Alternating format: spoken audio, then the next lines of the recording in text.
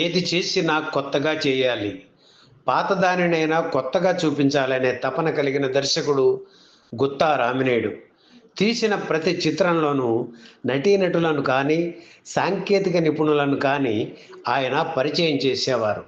అలాగే సినిమా అంటే వ్యాపార ధోరణే కాదు, సామాజిక ప్రయోజనం కూడా ఉండాలి అని రామినేడు అనేవారు.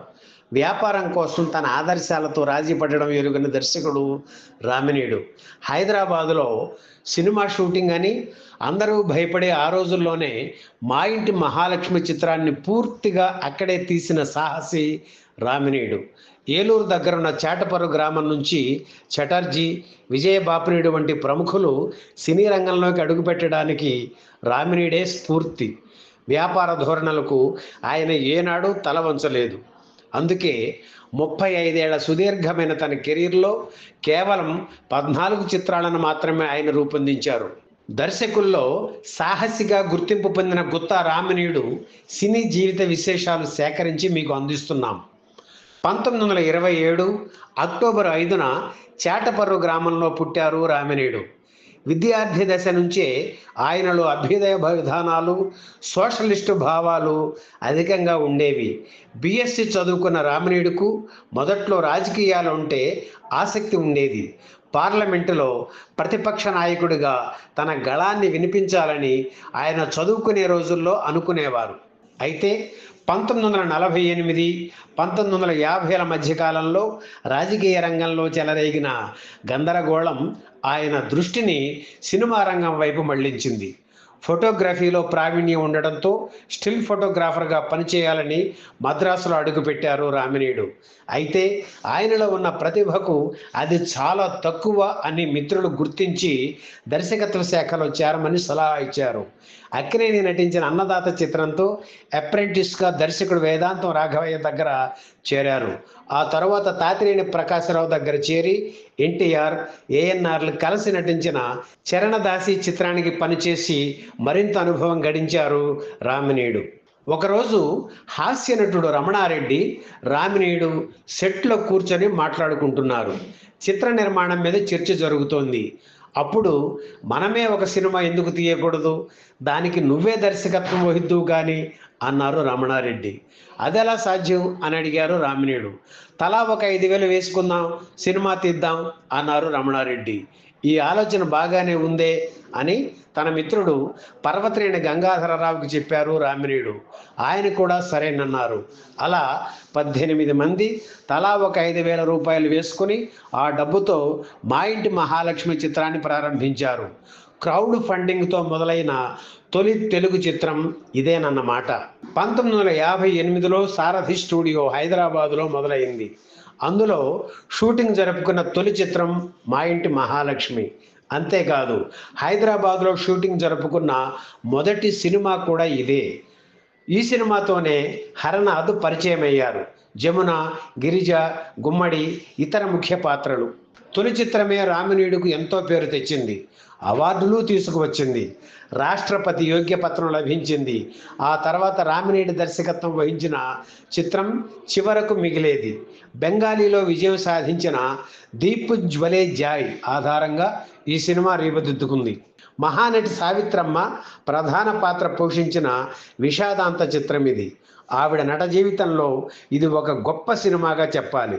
సావిత్రమ్మ మహానటి అనే ఉదాహరణలు ఎన్ని చిత్రాలు చూపించినా వాటిల్లో మొదటి వరుసలో చివరకు మిగిలేది చిత్రం నిలుస్తుంది.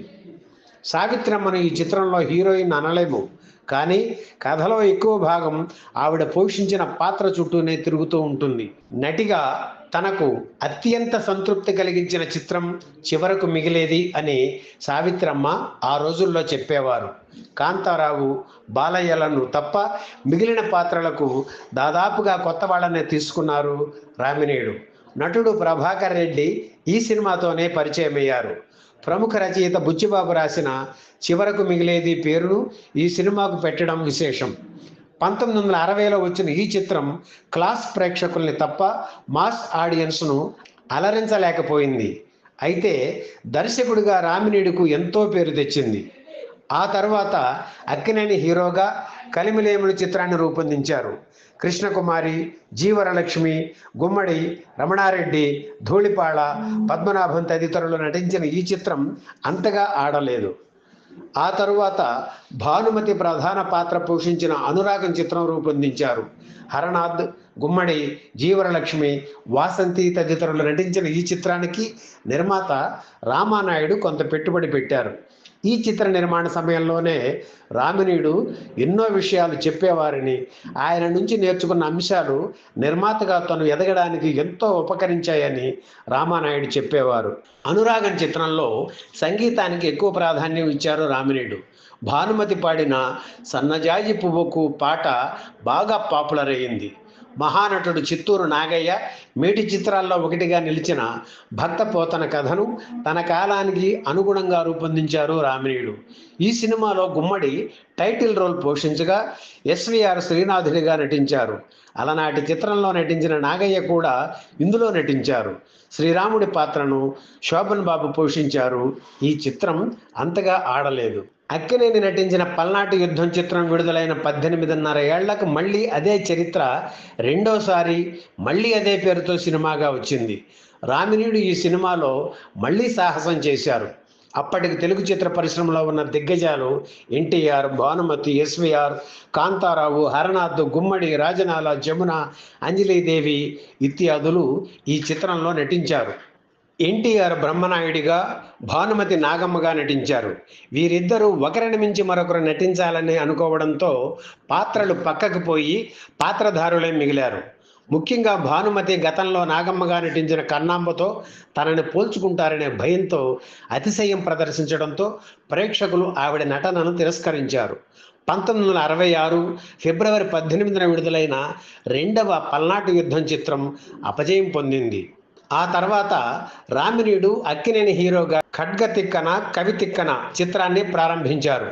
అప్పుడే కలర్ చిత్రాల నిర్మాణం ప్రారంభం కావడంతో ఈ సినిమాను కూడా రంగుల్లో తీయాలని అనుకున్నారు. జాన్ను నిర్మాత. హైదరాబాద్లోని సారథి స్టూడియోలో జరిగిన ఈ చిత్ర ప్రారంభోత్సవానికి ఆనాటి ముఖ్యమంత్రి కాసు బ్రహ్మానందరెడ్డి సహా పలువురు ప్రముఖులు హాజరయ్యారు. కొన్ని రోజులు షూటింగ్ తర్వాత చిత్ర నిర్మాణం ఆగిపోయింది. నిర్మాత జాన్ రామినీడు దగ్గరికి వెళ్ళి సినిమా ఆగిపోయిందిగా, నేను ఇచ్చిన అడ్వాన్స్ తిరిగి ఇచ్చేయండి అని అడిగారు.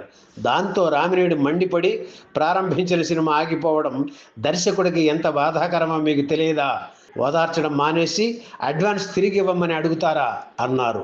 దాంతో జాన్ మాట్లాడితే ఒట్టు. ఆ తర్వాత రామినీడు దర్శకత్వంలో బంగారు సంకెళ్ళు, మోగ ప్రేమ, చైర్మన్ చలమయ్య చిత్రాలు రూపుదిద్దుకున్నాయి. శోభన్ బాబు, చలం, వాణిశ్రీ ముఖ్య పాత్రలు పోషించిన మోగ ప్రేమ చిత్రంతోనే చక్రవర్తి సంగీత దర్శకుడిగా పరిచయం అయ్యారు. ఈ 3 చిత్రాలు అంతగా ఆడకపోవడంతో దాదాపు 11 ఏళ్ల పాటు దర్శకత్వానికి దూరంగా ఉన్నారు రామినీడు. 1982లో శోభన్ బాబు ద్విపాత్రాభినయంతో ప్రతీకారం చిత్రాన్ని రూపొందించారు. ఈ సినిమా హిట్ అయింది. ఆ తర్వాత శోభన్ బాబుతోనే రాజ్ కుమార్ చిత్రాన్ని తీయగా అది ఫ్లాప్ అయింది. రామినీడు దర్శకత్వంలో రూపుదిద్దుకున్న చివరి చిత్రం యజ్ఞం. కాళీపట్నం రామారావు రాసిన యజ్ఞం నవల ఆధారంగా రూపుదిద్దుకున్న ఈ చిత్రంలో భానుచంద్ర హీరోగా నటించారు. సన్నకారు రైతుల జీవనాన్ని కళ్లకు కట్టినట్లు చూపించిన యజ్ఞం చిత్రానికి ఉత్తమ చిత్రంగా బంగారు నంది లభించింది. తమిళనాడు నాటి ముఖ్యమంత్రి జయలలిత చేతుల మీదుగా అవార్డు అందుకున్నారు రామినీడు.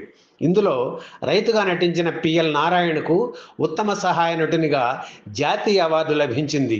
ఆ తర్వాత మారిన కాల పరిస్థితులతో రాజీ పడలేక సినిమాలకు దూరంగా జరిగారు రామినీడు. తెలుగుతో పాటు ఒక తమిళ చిత్రానికి కూడా దర్శకత్వం వహించారు రామినీడు. తెలుగులో హిట్ అయిన యువతరం కదిలిందే చిత్రాన్ని తమిళంలో సంగనాదం పేరుతో తీశారు. మొదటి వారంలోనే ఈ సినిమా అక్కడ సంచలనం సృష్టించింది. అయితే తమిళనాడు రాజకీయాలపై ఈ సినిమా ప్రభావం చూపుతుందని అక్కడి ప్రభుత్వం భావించి సినిమా ప్రదర్శనలు నిలిపివేసింది. సినిమాలు తీయడం మానేసిన తరువాత మహాలక్ష్మి క్లబ్ను నెలకొల్పి ప్రతిభ ప్రదర్శించిన సినీ కళాకారులను సత్కరించేవారు రామినీడు. 2009 ఏప్రిల్ 29న తుది శ్వాస విడిచారు. ఈ వీడియో మీకు నచ్చితే లైక్ చేయండి, షేర్ చేయండి, వెంటనే సబ్స్క్రైబ్ కూడా చేయండి.